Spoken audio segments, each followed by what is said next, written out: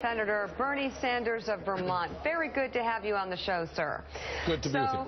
Let's start with what was the best part of the president's speech last night, and what did you think was the weakest?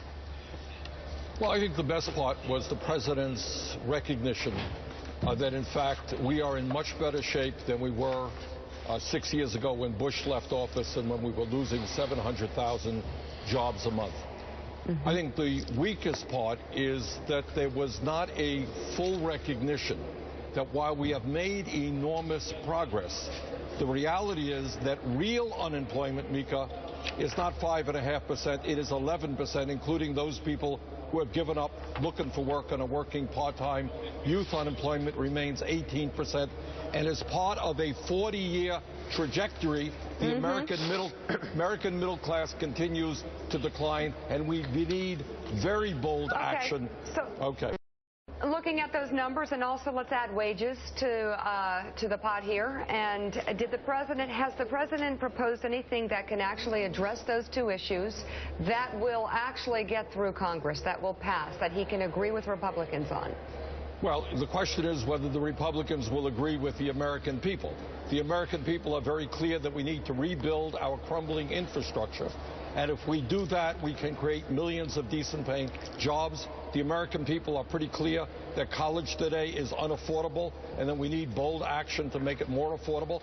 So the issue is, can we rally the American people to stand up for the middle class rather than continue to give tax breaks to the wealthy and large corporations? The president's going on the road to sell his proposals, Bob Franken, though. I think the question is, what is the actual...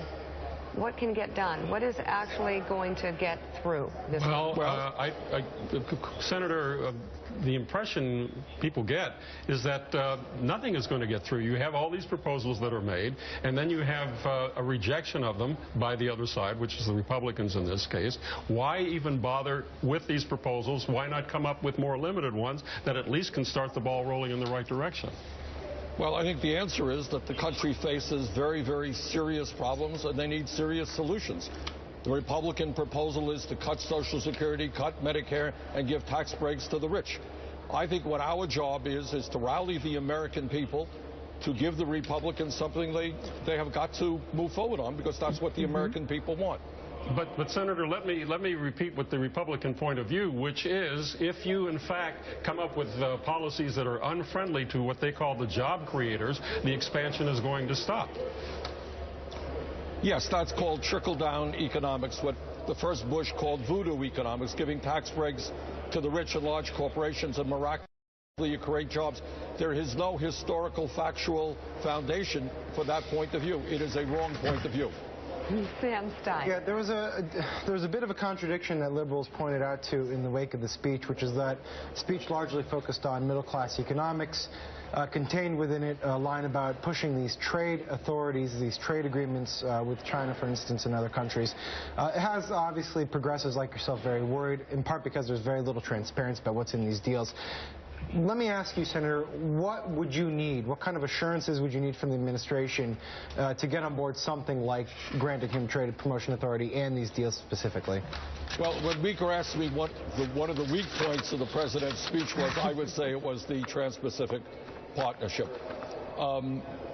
Look, the truth of the matter is that NAFTA, CAFTA, and permanent normal trade relations with China have been a disaster for American workers. Since 2001, we have lost 60,000 factories in America, not all of it associated with trade, but I expect that a lot of it has been associated with trade and millions of decent-paying jobs. If you have disastrous trade agreements, one after another, why would you want to build on those poorly constructed agreements and go forward with an even bigger one? Well, I don't think so. My question, though, is what kind of assurances could you be given, or are there any assurances you could be given from the administration that would make you believe that you wouldn't be building off those past agreements? Well, if the administration could tell us very clearly that, in fact, for the first time, we would have a trade agreement that would grow jobs in the United States rather than see factories close down and go to Vietnam, I would give it some thought. But in fact, the president hasn't even bothered to make that case because it's not a case that you can make. The trade agreement, I'm sorry. That's all right, Senator. Just before you go, I'm curious about what you think about some of the 2016 names that have come up in the news, including Mitt Romney looking very serious about jumping back in for a third run for the presidency. Well, I think, people have a right to bring forth their names and run for president of the United States. The American people will make the final decision on that. That includes you. That includes me.